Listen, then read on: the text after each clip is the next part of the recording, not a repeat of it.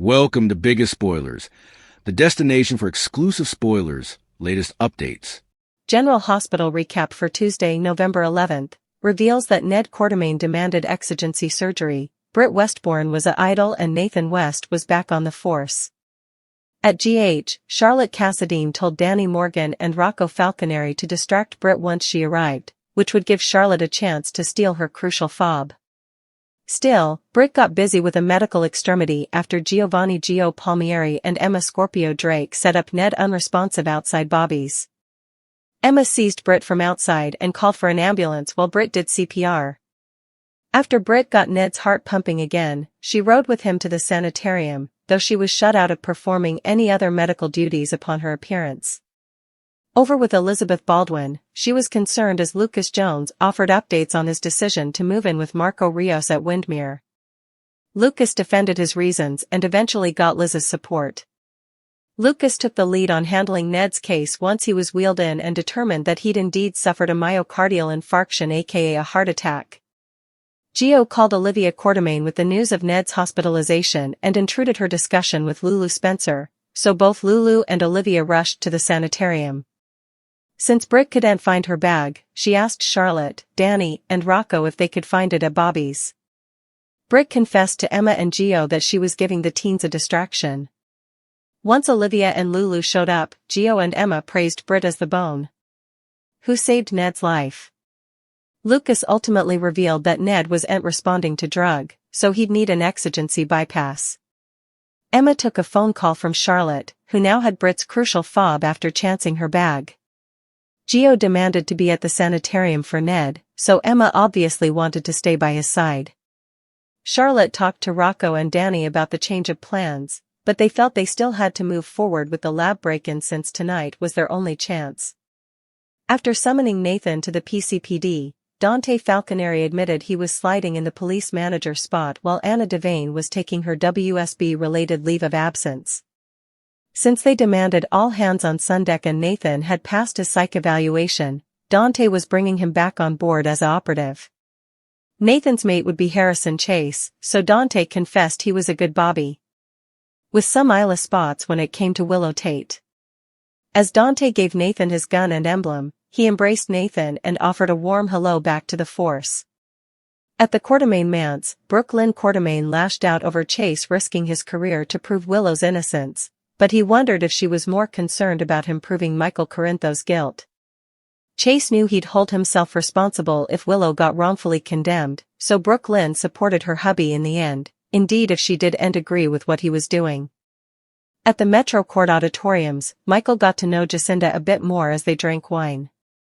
Nina Reeves popped up and brought Wily Corinthos over as part of her plan to make Michael drop his romantic act. Rather, Michael introduced Wily to Jacinda and let them bond over Sundays. Nina brazened Michael intimately over his association with a call girl and planned to validate this for the court, but Michael didn't feel concerned. After Michael tossed some pitfalls around, he prognosticated Willow would be locked up for good by the time the visit hail rolled around.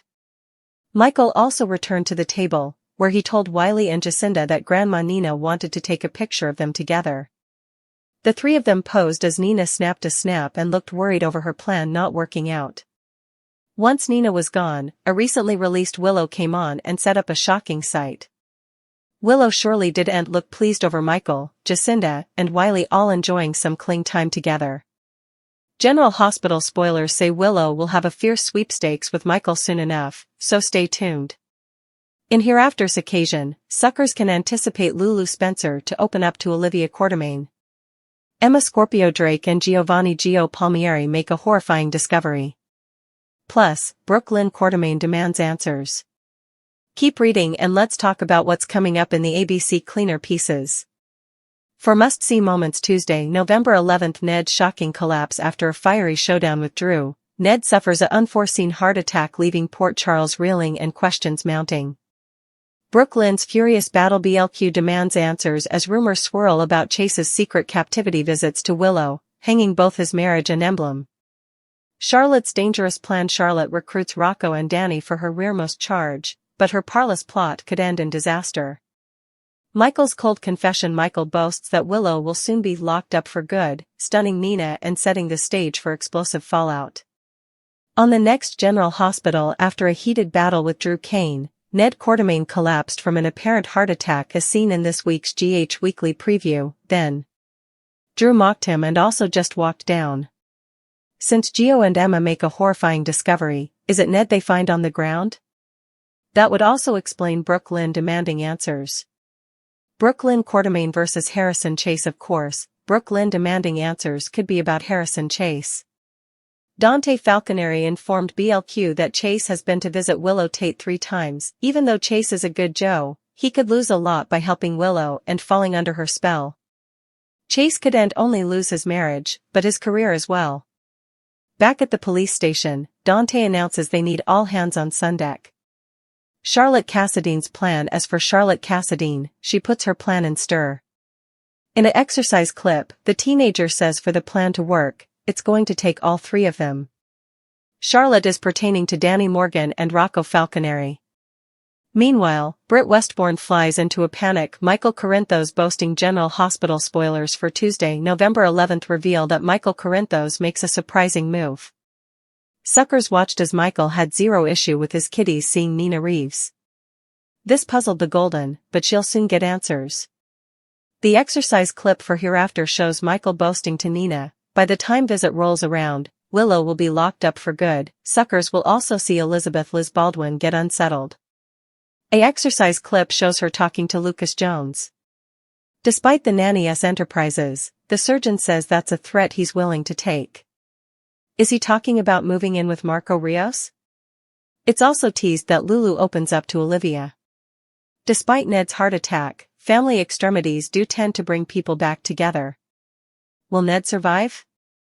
Which plot are you looking forward to seeing the most on Tuesday, November 11th, 2025? Partake your studies in the comment section below. Be sure to check back with Celebrating the Detergents for all the rearmost General Hospital spoilers, news, rumors, appearances, and goings and updates. The day's central drama ignited not within the sterile walls of the hospital, but on the familiar pavement outside Bobby's, a place typically associated with comfort and community. There, the vibrant energy of Port Charles came to a screeching halt when Giovanni Gio Palmieri and Emma Scorpio Drake made a terrifying discovery. Ned Quartermain, a pillar of the city's business and social scene, was collapsed and unresponsive. The scene shifted from mundane to critical in an instant. Emma's training as a doctor's daughter and her own innate composure kicked in immediately. She dashed inside, her eyes scanning frantically for medical personnel, and found Dr. Britt Westbourne. Meanwhile, Gio remained with Ned, a portrait of helpless horror. Britt, though preoccupied with her own tumultuous life, responded without a second's hesitation. She rushed to Ned's side, her medical expertise overriding all other concerns. As she began administering CPR, her actions were a stark, physical poem of desperation and hope, each compression a plea for life, a battle against the silent stillness of a heart in arrest. The arrival of the ambulance was a welcome sound, but Britt's role was not over. She continued her life-saving efforts en route to the hospital, a guardian fighting for Ned's chance at a future. This act of heroism, however, was set against a deeply ironic backdrop. Unbeknownst to Britt, her own world was being targeted in a plot unfolding just steps away. Young Charlotte Cassadine, wielding a dangerous combination of childhood naivety and a corrupted sense of purpose, had enlisted Danny Morgan and Rocco Falconeri in a mission. Their objective was to create a diversion, any distraction that would allow Charlotte to pilfer Britt's key fob, the very key to the hospital's high-security lab. The medical crisis that pulled Britt away was, in a cruel twist of fate, the perfect unscheduled diversion Charlotte could never have planned. As Britt fought for a man's life, a child was preparing to potentially jeopardize countless others, a chilling contrast of altruism and reckless ambition. Upon arrival at GH, Britt found herself abruptly sidelined. The institutional protocols and perhaps the lingering shadows of her past reputation shut her out of Ned's formal care team. The doctor who had just restarted a heart was now relegated to the role of a worried bystander, a frustrating transition for any physician. This professional displacement was compounded by a personal one, the realization that her bag, and with it the crucial key fob, was missing. Her request for the children to look for it at Bobby's was laced with a trust they were already in the process of betraying. The hospital drama unfolds: family, support, and a critical decision. Inside General Hospital, the gears of medical bureaucracy and familial anxiety began to turn. Elizabeth Baldwin, ever the compassionate friend, found herself in a deep conversation with Lucas Jones. He was sharing updates on his decision to move in with Brad's brother, Marco Rios, at the foreboding Windmere. Liz's concern was palpable. Windmere carried a heavy history, a place of shadows and sorrows.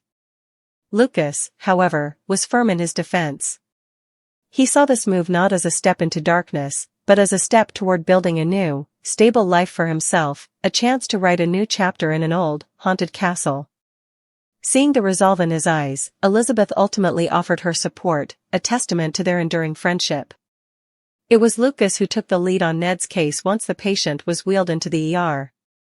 His diagnosis was swift and grave. Ned had suffered a myocardial infarction, a heart attack. The news sent ripples of fear through the growing crowd of loved ones in the waiting room. Gio had made the difficult call to Olivia Quartermaine, interrupting a conversation she was having with Lulu Spencer. The news acted like an electric shock, propelling both women to the hospital with hearts full of dread. When Olivia and Lulu arrived, they were met with a surprising narrative. Gio and Emma were quick to sing Britt Westbourne's praises, unequivocally labeling her the hero who had saved Ned's life. In that moment, the often misunderstood Britt was cast in a brilliant, heroic light, her actions outside Bobby's overshadowing any past controversies. However, the relief was short-lived. Lucas emerged with a sobering update: Ned was not responding to the standard medications. The damage was too severe, the blockage too critical. The only path forward was an emergency bypass surgery, a high-risk, invasive procedure that laid bare the severity of Ned's condition. The atmosphere shifted from worried hope to terrified prayer. It was during this tense waiting period that Emma received a phone call from Charlotte. The young Cassadine, having successfully located Britt's bag at Bobby's, now possessed the coveted key fob. She reported her find to Emma, who was too preoccupied with Joe's distress and the ongoing medical drama to sense the deception. For Charlotte, Danny, and Rocco, this development was a crossroads.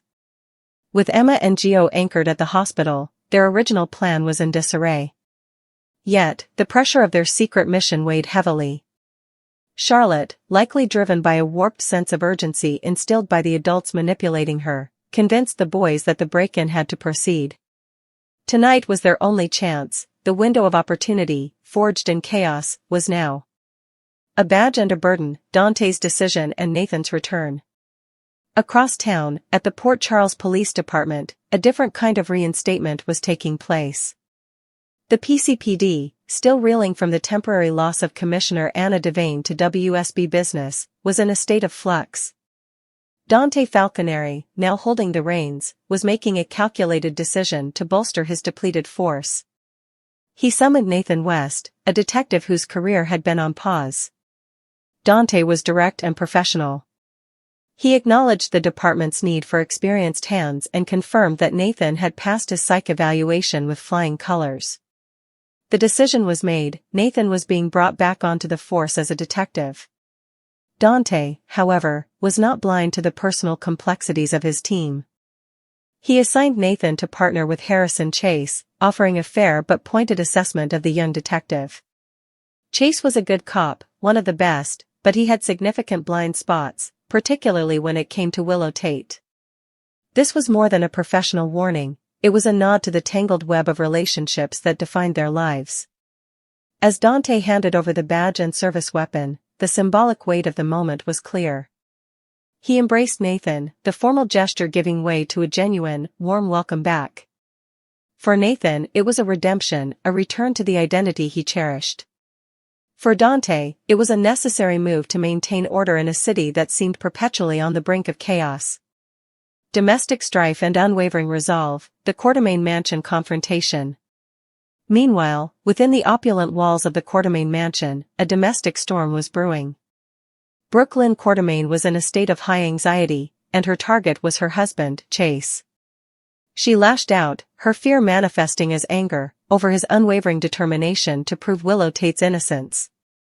To Brooke Lynn, this was more than just a noble quest, it was a professional suicide mission. Chase was risking his career, his reputation, and their shared stability on a case that seemed designed to self-destruct. The argument cut deeper than professional concerns. Chase, perceptive and weary, called out the subtext simmering beneath his wife's outburst. He questioned if her primary fear was not for him, but for what his investigation might uncover, specifically, the potential to prove Michael Corinthos' guilt. This accusation laid bare the fundamental tension in their marriage, the ever-present shadow of the Corinthos family and Brooke Lynn's complex, often adversarial, history with them. Chase stood his ground with a quiet, unshakable conviction. He articulated a simple, powerful moral truth: if Willow were wrongfully convicted and he had stood by, knowing he could have acted, he would never be able to live with himself. The burden of that inaction would be a heavier weight than any professional consequence. Seeing the raw integrity in his eyes, Brooke Lynn's resistance crumbled. Though she vehemently disagreed with his methods and feared the outcome, she made the conscious choice to support her husband. It was a pivotal moment in their relationship, a transition from opposition to a united, if terrified, front. A garden of deception, Michael's calculated moves and Nina's failed gambit. The most psychologically charged scenes of the day unfolded in the deceptively serene setting of the Metro Court Gardens. Here, Michael Corinthos was executing a coldly calculated piece of theater. He was seated with Jacinda, a woman known to some as a high-end escort, sharing a bottle of wine and cultivating an image of a man moving on with a glamorous new romantic interest. This entire performance was a carefully constructed lie, designed for one audience member, Nina Reeves. Nina, armed with custody of Wally for the afternoon, arrived on cue. Her intention was to shatter Michael's facade, to expose his romantic act for the court-ordered charade it was. She thrust Wily into the scene, expecting the presence of his son to create a awkward, revealing tension. Michael, however, was several moves ahead. Rather than showing discomfort, he seamlessly integrated Wily into the narrative. He warmly introduced Jacinda to his son and suggested they all bond over ice cream sundaes, creating a picture of a happy, budding family. Frustrated, Nina pulled Michael aside for a private, tense confrontation. She laid her cards on the table, threatening to document his association with a call girl and present it as evidence of his unfit parenting and manipulative character in their upcoming visitation hearing. Michael's response was not one of panic, but of chilling confidence. He tossed angry threats back at her, his voice a low, menacing promise of retaliation. He predicted that by the time the visitation hearing even occurred, Willow would be permanently locked away, her fate sealed. His calm assurance was more terrifying than any outburst could have been. He then returned to the table, the perfect host, and suggested to Wily and Jacinda that Grandma Nina wanted to take a picture of them. The resulting photograph was a masterpiece of his deception, a smiling Michael, a charming Jacinda, and a happy Wily, a perfect nuclear family tableau. Nina was forced to snap the picture, her own plan having spectacularly backfired. The image she intended to use as a weapon had become a testament to Michael's control over the narrative. She departed, seething with fury and defeat. But the final, most devastating twist was yet to come. As Michael, Jacinda, and Wily continued their Sunday celebration, a new figure entered the garden, Willow, newly released from prison. The sight that greeted her was a knife to the heart. There was her husband, the man she loved, laughing and enjoying an intimate, family-like moment with another woman and her son. The joy of her freedom was instantly obliterated by a wave of shock, confusion, and profound hurt. Her face, a canvas of betrayal, signaled that the fragile peace Michael had constructed was about to be shattered. The spoilers promise a fierce face-off, and as Willow stood frozen in the garden, the seeds for that explosive confrontation were sown in the fertile ground of a devastating misunderstanding. The battle for Wily was no longer just a legal one, it had become an intensely personal war.